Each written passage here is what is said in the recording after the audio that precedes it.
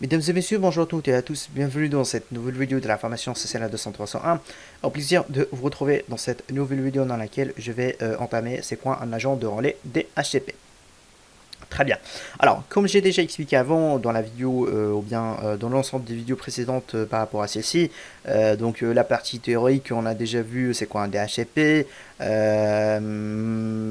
les différents réservations d'une adresse IP, donc il y a soit automatique ou manuel, donc les différentes requêtes qui sont émises entre un client et un serveur, et ça, on l'avait déjà résumé par le mot DORA.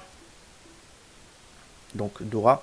Donc le D pour Discover, le O pour Offer, le R pour Request et le A pour ACK ou bien pour Acknowledge.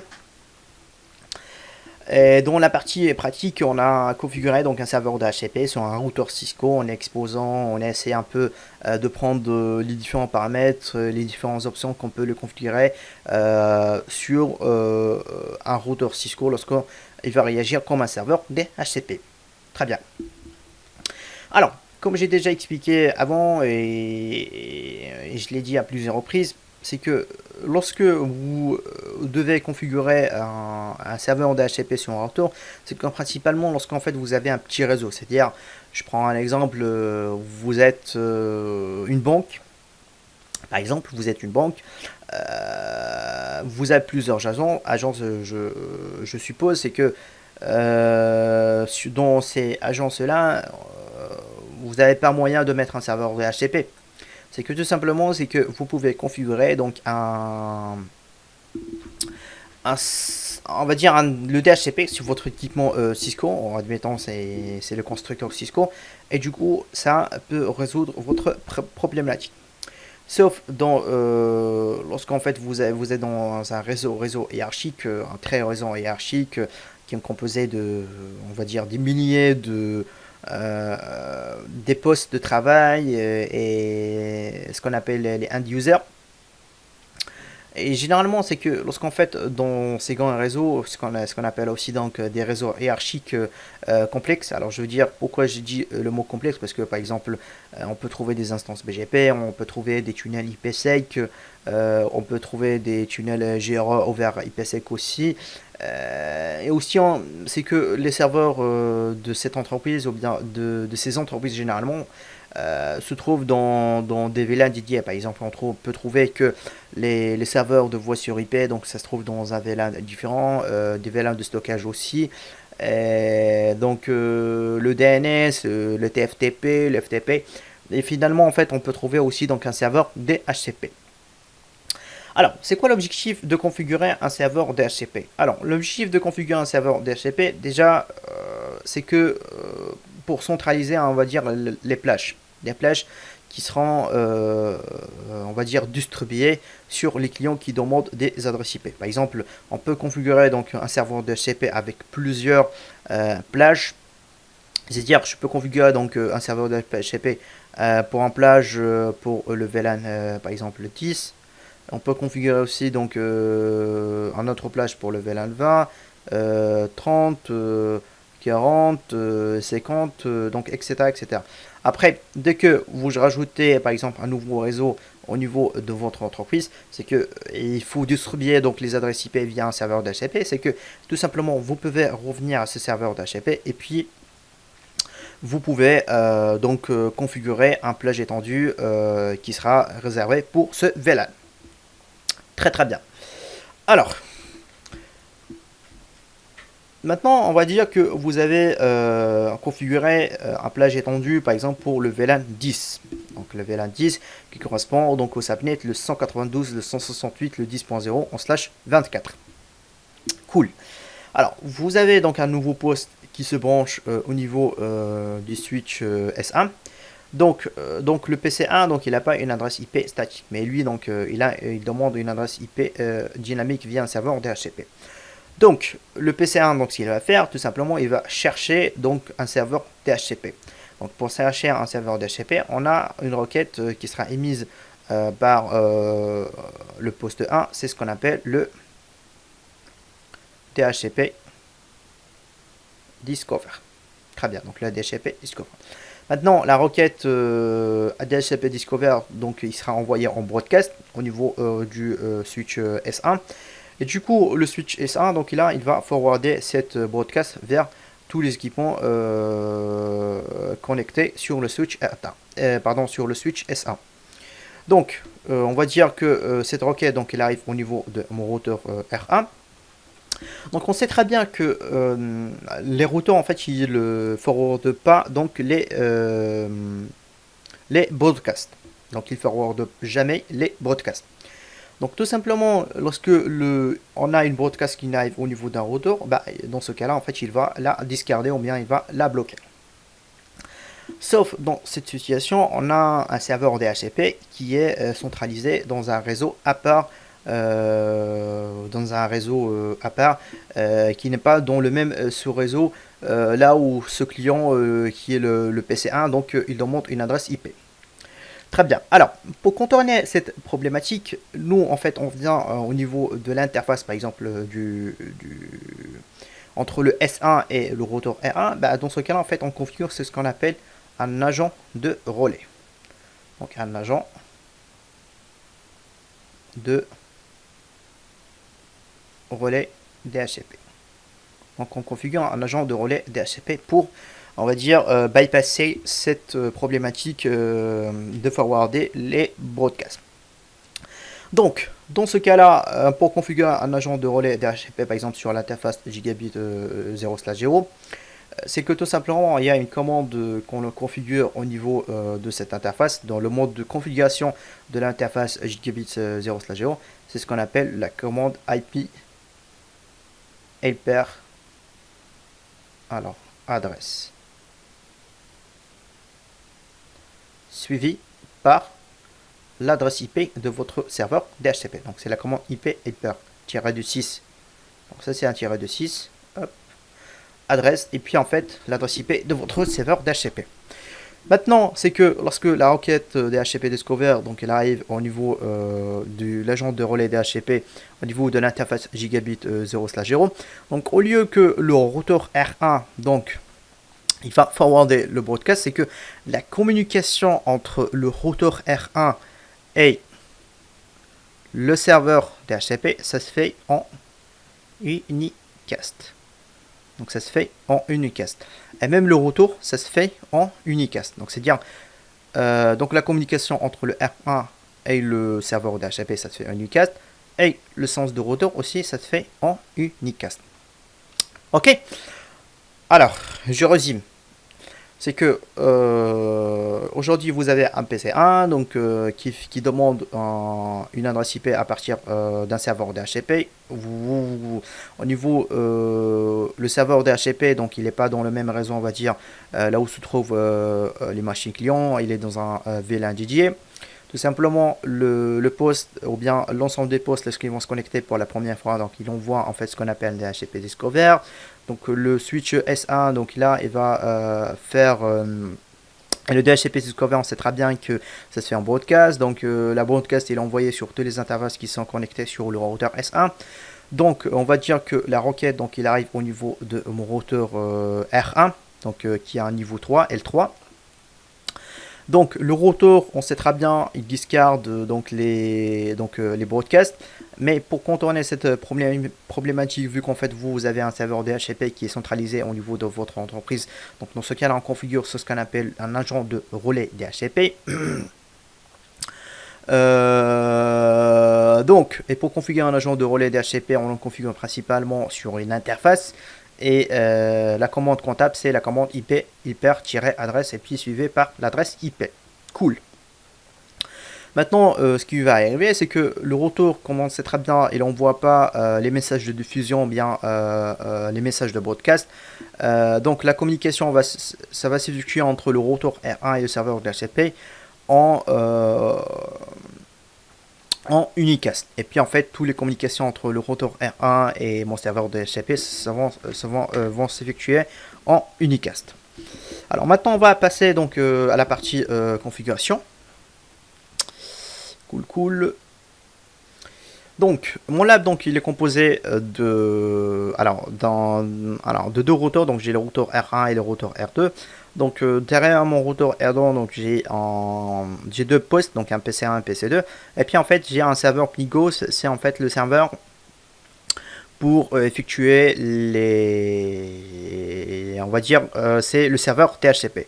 Alors moi le serveur DHCP, donc je l'ai, hop, je prendrai, alors je l'ai centralisé sur un Windows Server en 2012. Ici, donc moi je ne vais pas rentrer dans les détails pour configurer donc un serveur de HCP donc au niveau d'un serveur donc Windows. J'ai installé le rôle DHCP au niveau de mon serveur 2012. Et puis en fait là j'ai configuré donc un étendu pour mon VLAN que je l'ai nommé le VLAN 10. Ok. Après bien entendu vous pouvez configurer plusieurs on va dire plusieurs plages ou bien plusieurs pools, ben, tout simplement vous allez créer en fait nouvelle étendue, c'est-à-dire c'est que un nouveau pool. Ok, très bien. Alors maintenant ce que je vais faire c'est que tout simplement donc moi les machines qui vont se connecter au niveau de mon switch S2 ou bien le switch 2, donc ils vont demander donc une adresse IP ils devraient connecter donc le serveur DHCP qui est le service Bingo qui est dans un autre réseau à part là où se trouvent mes équipements qui sont connectés sur le switch S2. Maintenant comment on va faire, c'est que tout simplement il faut qu'on configure donc le routeur R2 et au niveau de cette interface, hop, alors là je vais montrer l'interface gigabit 1/0 comme un agent de relais DHCP. Alors pour configurer donc le routeur R2 au niveau de l'interface gigabit 1/0 comme un agent de relais DHCP, bah, tout simplement, donc là je fais console, hop, et là, excusez-moi, j'ai deux écrans, ok. Maintenant, on va y accéder au niveau de la configuration terminale et puis en fait l'interface gigabit 1/0. Lorsqu'en fait on tape la commande interface gigabit 1/0, ben, tout simplement on tape la commande IP hyper adresse et suivi par donc l'adresse IP l'adresse IP de mon serveur de DHCP. Alors l'adresse IP de mon serveur de DHCP c'est 192.168.30.30. Ok, donc là j'enregistre ma configuration. Ok, et puis je fais un ping pour voir tester la communication à partir de mon routeur R2 vers le serveur DHCP. Alors tout simplement là j'ai un ping qui est en SACSFL. Très bien. Maintenant ce que je vais faire c'est que je vais hop, voilà, attendez, ça je crois c'est 1 et c'est 2. Donc là je vais rajouter donc une machine GNS3, c'est ce qu'on appelle les VPS CS. Donc là je vais rajouter donc une autre machine et puis je vais la raccorder au niveau de mon switch S2. Très bien, hop. Alors là je vais juste avant que je commence, donc là je vais lancer une capture entre mon routeur et mon serveur pour voir que les communications ça se passe en unicast. Bon, je laisserai quand même un peu de temps pour que ça démarre. Et puis en fait moi je vais démarrer donc mon PC3 et puis je vais lancer le mode console. Hop là, donc, je sais pas il est où, il est là.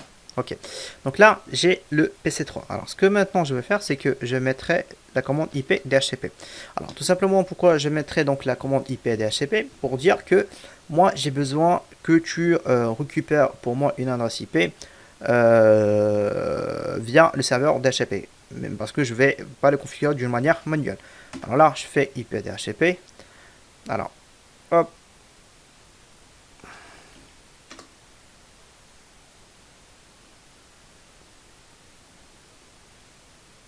Ok, bon, je sais pas en fait ce qui s'est passé dans la première requête, mais en tout cas, lorsque je l'ai renouvelé, donc là, j'ai bien obtenu donc une adresse IP à partir de mon serveur DHCP qui a pris donc l'adresse IP le 10.11. Ok. Alors, on va revenir sur mon serveur DHCP. Hop.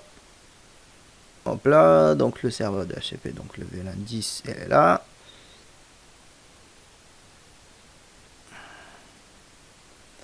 Alors là, j'ai bien en fait donc l'IP donc 10.11, donc il y a qui a été prise par le PC 31 via le DHCP. Et puis en fait, là j'ai une expiration de mail qui est sur 8 jours. Donc ça c'est par défaut au niveau des serveurs Windows. Il va expirer le 19/10/2020. Très bien. Maintenant en fait, on va regarder les captures que je l'ai prises en fait au niveau de avec Wireshark. Donc voilà les paquets que je les capture avec Wireshark. Donc comme vous pouvez constater, c'est que ici donc j'ai le DHCP Discover, le DHCP Offer et puis le DHCP Request et puis en fait j'ai un DHCP ACK.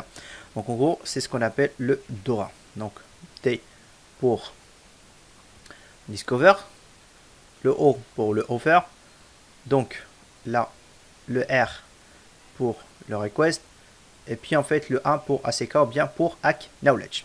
Alors maintenant en fait on va regarder un peu les détails au niveau de chaque paquet capturé. Alors maintenant ce qu'on va voir c'est que déjà en fait la communication, moi je l'ai fait exprès que je l'ai pris en fait en niveau entre le routeur R1 là où se trouve mon serveur DHCP, parce que tout simplement lorsque si je l'ai pris ici c'est que vous allez voir juste des messages en fait en broadcast, mais en tout cas cette partie là je l'ai déjà montré dans la vidéo précédente lorsque j'ai parlé sur les différents requêtes qui sont émises entre un client et le serveur lorsqu'on fait un configure un serveur d'HCP au niveau d'un client. Donc c'est pour ça en fait moi je l'ai pris ici. Comme ça en fait vous allez regarder que la communication entre mon routeur R2 et le serveur Pingo qui réagit comme un serveur d'HCP se font en unicast. Très bien.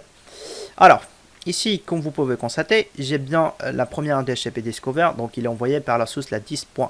C'est quoi la 10.1? C'est tout simplement, hop, je prendrai le routeur R2, donc il est juste là, hop, donc show IP interface brief, donc là, la 10.1, donc ça correspond donc à l'interface gigabit 1/0 de mon routeur R2, donc qui est celui-là. Très bien. Donc, j'ai bien en fait ma source, c'est le 10.1. Et puis en fait, j'ai la destination, c'est le 30.30.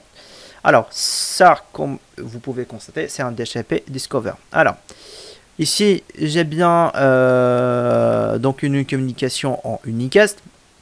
Donc là, vous voyez en fait, vous voyez pas en fait du broadcast. Comme en fait je l'ai montré dans la vidéo précédente. Ici en fait j'ai bien le relais, l'IP de l'agent de relais, c'est bien la 192.168, la 10.1. Et puis j'ai donc la destination. Voilà, attendez, je vais trouver ça. Bon, en tout cas en fait c'est celle-ci. Donc c'est celle-ci en fait, la destination c'est mon adresse IP de l'adresse IP de mon serveur DHCP. Maintenant j'ai bien ici, donc il s'agit d'un DHCP type Discover. Et puis en fait ici ce que j'ai exactement c'est ce qu'on appelle le hostname. Donc le hostname, j'ai bien le PC 31, c'est lui donc qui avait demandé donc ou bien c'est lui en fait qui l'a envoyé donc le DHCP Discover. Très bien. Maintenant, je passe au DHCP Offer. Donc, le DHCP Offer, c'est que tout simplement, là, voilà, je vais proposer donc une adresse IP. Donc, la source, c'est bien le 30.30. Donc, c'est l'adresse IP de mon serveur DHCP. Et puis, le 10.1, c'est l'adresse IP de mon agent de relais ou bien l'interface qui communique en unicast avec le serveur DHCP qui correspond donc à l'interface gigabit 1/0 de mon routeur R2. Alors là, vous voyez très bien, j'ai bien en fait mon niveau 2, donc il me dit c'est la source, c'est la VMware. Donc c'est la VMware parce qu'en fait tout simplement, donc mon serveur c'est un serveur virtualisé sur VMware. Et puis en fait j'ai la source, c'est la 192.168.30.30 et la destination c'est la 192.168 le 10.1. Et puis, j'ai bien ici, il me propose Your Client IP Address, donc c'est le 192.168 le 10.1, c'est-à-dire c'est l'adresse IP que le serveur de HCP donc il propose. Puis donc le next server IP address, donc ça correspond donc à l'IP de mon serveur. Et puis donc le relais agent IP address, donc sur lequel donc il répond donc mon serveur, c'est le 30.1. Maintenant en fait on va regarder ce qu'il lui propose. Donc là on sait très bien c'est un chip offer. Donc subnet mask /24, renewal chain value, donc quand est-ce qu'il sera quand est-ce qu'en fait ça sera demandé, on va dire le renouvellement, ça sera contre à jour. Et ça c'est ce que j'ai expliqué, c'est que généralement on prend la moitié du bail qui sera réservé. Dans ce cas là le bail par défaut c'est 8 jours, donc automatiquement ça sera 4 jours.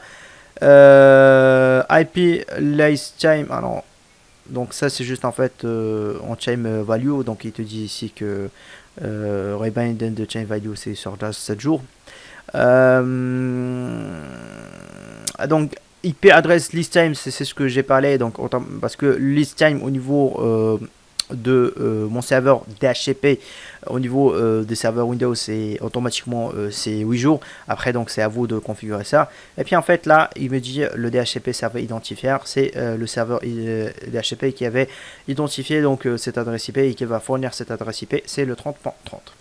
Très bien. Maintenant, j'ai le DHCP request. Alors pour dire que c'est bon, donc tu peux. Donc là, je réponds pour me dire que tu peux réserver donc mon IP. Donc là, ce qu'on voit, c'est bien le. Donc ici, ce qu'on a exactement, c'est j'ai bien le source qui répond, c'est l'adresse IP de mon serveur. Pardon, l'adresse IP de l'interface gigabit /0 qui répond donc à la destination, c'est le serveur. Et puis en fait là, on voit très bien qu'il s'agit des requests. Pour dire que voilà, donc moi je récupère donc l'adresse IP le 10.11.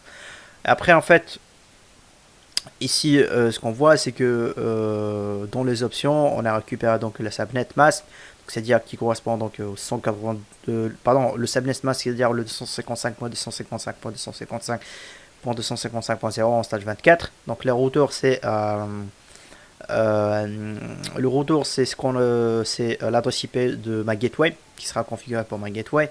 Le domain name server c'est le domain name server c'est l'adresse IP DNS que nous en fait on avait configuré.